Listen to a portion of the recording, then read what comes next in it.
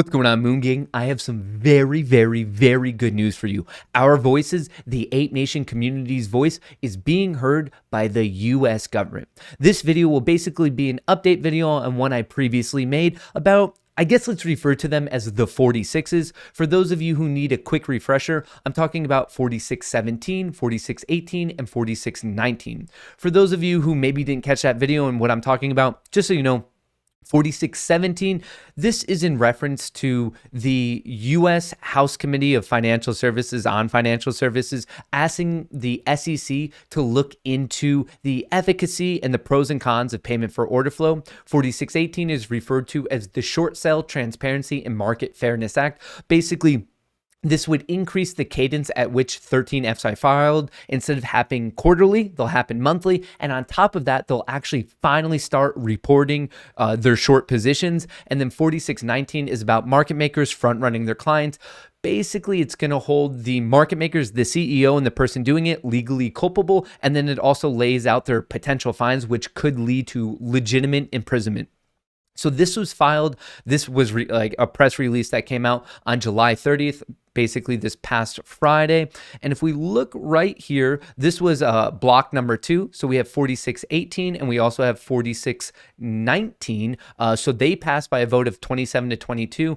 And then if you scroll down a little bit more, you can see that 4617 is right here. And then this passed committee by a vote of 28 to 22. So to be very explicit here, these passed committee. So I don't want to have any violent flashbacks to basically history class and how a bill becomes a law. So we passed committee. So the next thing is for them to go into a vote of House. So right now it is not a law, but it's the next step. The next domino is falling. So for me, this is very, very good news because this is just how the legislative process works. So that is awesome news. Great for the Ape Nation. I mean, we're talking about payment for order flow. We're talking about short sale transparency, and we're talking about market makers. Like, we're trying to legally stop them from front running their clients to more of a severe punishment. So to me, very, very good across the board. Another thing I wanted to point out that I thought was interesting. So referring back to this block vote that we had right here that passed 27 to 22, this was tagged, someone tagged me on Twitter. I thought this was interesting. They had the proof of right here who voted aye and nay. And then we can just see this was the 27 to 22 vote. And it's kind of interesting. If you do a little bit of research of the people who voted no, and I will make sure, obviously, as always, to link all of these articles in the description of the video so you can fact check me on anything.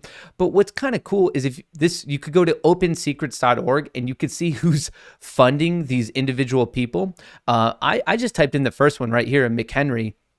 And what I think is interesting, and to be fair, this has been called out on Twitter, on Reddit, on various forms of social media. I'm not the one like uncovering this truth. I just wanted to use this platform so more people know what's going on, and you could check this out yourself. But if you just see all the contributors, this guy who is the financial services ranking member, a lot of his money is coming from the securities and investment industry. And I just think it's absolute hilarity of to see who's actually giving this guy money, and the money is coming from basically Wall Street at large. And these are what I would assume to be people who don't want these types of rules 17, 18, and 19 to actually go through. So if you want to check these people out, their names, and to see who they're getting their money from, like I said, I'm going to link all of this in the description of the video.